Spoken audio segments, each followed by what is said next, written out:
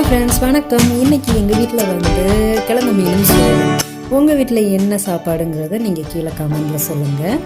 இன்றைக்கி இந்த வீடியோவில் நம்ம பார்க்க போகிறது வந்து கிழங்கு மசியல் தான் நம்ம பார்க்க போகிறோம். இது என்ன கிழங்கு அப்படின்னு பார்த்தீங்கன்னா ஏழலை கிழங்கு, அதாவது மரவள்ளி கிழங்கு, மரிச்சினி கிழங்கு இப்படின்லாம் சொல்லுவாங்கள்ல, அந்த கிழங்குல செஞ்ச ஒரு மசியல். இது ரொம்ப ரொம்ப டேஸ்டியாக இருக்கும், எனக்கு ரொம்ப பிடிச்சது இது.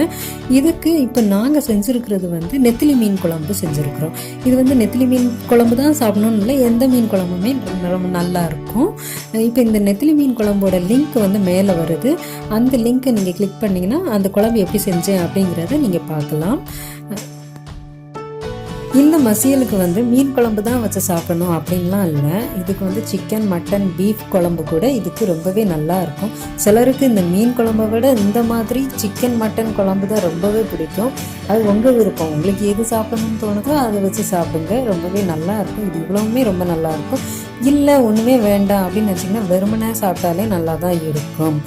இப்போ வந்து இந்த மசியலை நீங்கள் லாஸ்ட் வரைக்கும் பாருங்கள். பார்த்துட்டு உங்கள் வீட்லேயும் இந்த மசியலை நீங்கள் செஞ்சு பார்த்துட்டு எப்படி இருந்துச்சுன்னு கீழே கமெண்டில் சொல்லுங்கள். இப்போ வாங்க நம்ம வீடியோக்குள்ளே போகலாம். ஃபஸ்ட்டு வந்து ஒரு நெல்லிக்காய் சைஸ் புளியை வந்து நீங்கள் தண்ணியில் ஊற வச்சுருங்க. இப்போ வந்து 2 மீடியம் சைஸ் ஏழலை கிழங்கு எடுத்துருக்கிறேன். அதோட தோலை ஃபஸ்ட்டு நல்லா சீவி எடுத்துருங்க. இதே மாதிரி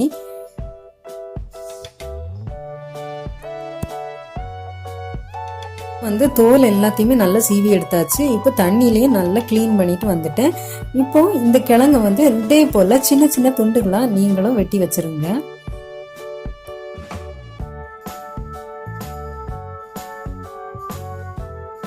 இப்போ வந்து எல்லா கிழங்கையுமே வெட்டி வச்சாச்சு. இப்போ அவிக்கிறதுக்கு, அதாவது இது வேக வைக்கிறதுக்கு ஒரு பானை எடுத்துக்கோங்க. அரிசி பானைனாலும் ஒன்றும் இல்லை. அதில் வந்து நீங்கள் வந்து இந்த கிழங்கு எல்லாத்தையும் போட்டு நல்லா கழுவி எடுத்துக்கோங்க.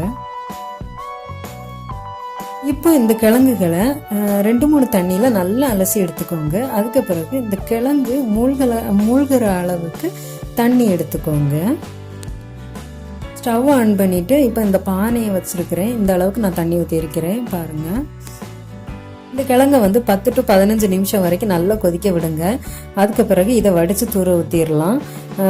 ரொம்ப கசப்பு கிழங்கா இருந்துச்சு அப்படின்னா குறைஞ்சது ஒரு 3 வாட்டியாவது வடித்து எடுத்துருங்க. இப்போ நான் 1 வாட்டி தான் வடித்து எடுத்துருக்கிறேன். இப்போ மறுபடியும் அதே அளவுக்கு தண்ணி எடுத்து நல்லா வேக விடுங்க. எனக்கு கசப்பு கிழங்கு கிடையாது, அதனால நான் 1 தண்ணி தான் வடிச்சிருக்கிறேன். இப்போ 20 நிமிஷம் ஆயிடுச்சு, நல்லா வெந்திருக்குன்னு நினைக்கிறேன். இப்போ நம்ம வந்து திறந்து பார்க்கலாம். இப்போ பாருங்க, இது வந்து சூப்பராக வெந்திருக்கு. இப்போ இதில் இருக்கிற தண்ணியையும் நம்ம வடிச்சு எடுத்துடலாம். இதை வந்து நம்ம மசாலா அரைக்க போகிறோம். அதுக்கு வந்து ஒரு 3 டீஸ்பூன் அளவுக்கு தேங்காய் திருவல் வேணும். அப்புறம் வந்து உங்கள் காரத்துக்கு ஏற்ற மாதிரி பச்சை மிளகாய், நான் வந்து பச்சை மிளகாய் 3 சேர்த்துருக்கிறேன். உங்களுக்கு காரத்துக்கு ஏற்ற மாதிரி நீங்கள் சேர்த்துக்கோங்க. பூண்டு தான் கொஞ்சம் அதிகமாக வேணும். இது குட்டி குட்டியாக இருக்கிறதுனால நான் ஒரு 7-8 பல் பூண்டு வந்து நான் தொலியோடையே நான் வச்சுருக்கிறேன். தோல் உரிக்காமல் வச்சிங்கன்னா நல்லாயிருக்கும். இப்போ இதை எல்லாத்தையுமே ஒரு மிக்சி ஜாருக்கு மாற்றி நல்லா நம்ம அரைச்சிட்டு வந்துடலாம். இப்போ இதுக்கு கூட கருவேப்பிலை 2 கொத்து சேர்க்கணும். நான் ஃபஸ்ட்டே சேர்த்துருக்கணும், நான் சேர்க்க மறந்துட்டேன், அதனால நான் இப்போ சேர்த்துருக்கிறேன். இப்போ வந்து இந்த அளவுக்கு அரைச்சாச்சு. இதுக்கு கூட நம்ம 1/4 டீஸ்பூன் மஞ்சள் பொடி, 1/4 டீஸ்பூன் மிளகாய் பொடி போடுங்க. மிளகாய் பொடி வந்து கவனமாக போடுங்க, ஏற்கனவே நம்ம பச்சை மிளகாய் போட்டிருக்கோம். இது அரைக்க கூடாது. வந்து புளி தண்ணியை இதுக்கு கூட ஊற்றிடுங்க. மொத்தத்தில் நீங்கள் ஒரு பாத்திரத்தில் இது எல்லாத்தையுமே சேர்த்து மிக்ஸ் பண்ணுறது நல்லது. தண்ணி வந்து இதை அலசி நான் தண்ணி ஊற்றிருக்கிறேன், கொஞ்சமாக தண்ணி ஊற்றிக்கோங்க. மறுபடியும் அடுப்பில் நம்ம வச்சிடலாம். வச்சுட்டு இதுக்கு கூட இதில் வந்து நீங்கள் தேவையான அளவு உப்பும் சேர்த்துக்கோங்க. அப்புறம் கொஞ்சம் கருவேப்பிலையும் சேர்த்துக்கோங்க. இப்போ இந்த மசாலாவை இதில் நம்ம ஊற்ற போகிறோம். ஒரு 2 நிமிஷத்துக்கு பிறகு உங்கள் வீட்டில் மத்து இருந்ததுன்னா மத்து வச்சு கிண்டி விடுங்க. என்கிட்ட மத்து இல்லாதனால இந்த பூரிக்கட்டை வச்சு கிண்டி விட்டுட்ருக்கோம். இதே மாதிரி கிண்டி விடுங்க.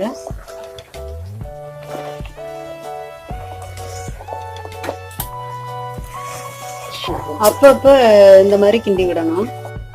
நிமிஷத்துக்கு பிறகு அடுப்பு ஆஃப் பண்ணிட்டு எடுத்துடலாம். அதுக்கப்புறம் இதே போல் நல்லா மத்து வச்சு நல்லா கடைஞ்சி எடுத்துக்கோங்க. ரொம்பவும் கடையக்கூடாது, 1-2 இருக்கணும். இந்த மாதிரி நீங்கள் பார்க்குறீங்கல்ல, இதே போல் இருக்கணும். ரொம்பவே டேஸ்டியாக நமக்கு ரெடி ஆகியாச்சு. இது ஃபுல்லுமே நம்ம ஓரளவு கடைஞ்சி எடுத்தாச்சு. அவ்வளவுதான். இந்த ரெசிபி உங்களுக்கு பிடிச்சிருந்ததுன்னா லைக் ஷேர் பண்ணுங்கள். இன்னொரு வீடியோவில் நான் உங்களை சந்திக்கிறேன். பாய்.